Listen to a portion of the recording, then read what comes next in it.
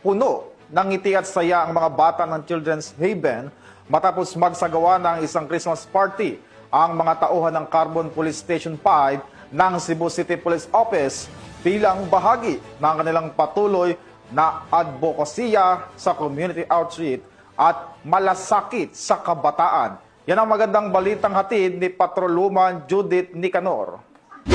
Nagatid ng saya at pag-asa ang Carbon Police Station 5 Children's Haven sa humigit kumulang 600 na kabataan sa isinagawang Christmas party sa Regino Elementary School, Barangay Pahina, Central Cebu City nitong ika-13 ng Disyembre taong kasalukuyan.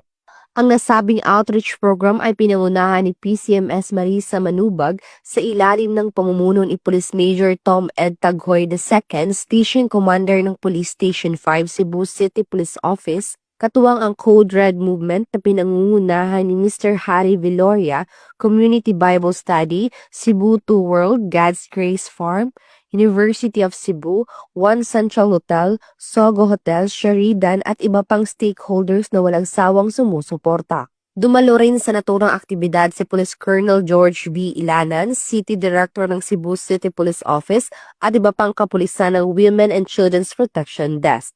Tampok sa Christmas party ang pamamahagi ng t-shirts, dance presentation, paraffle, testimonya ng mga beneficiary, games at gift giving. Samantala, di masukat ang ligaya ng mga kabataan sa inflatable na laruan na inihanda para sa kanila. Labis ang saya ng mga kabataan sa kanilang karanasan sa Kiddie Funland Playground.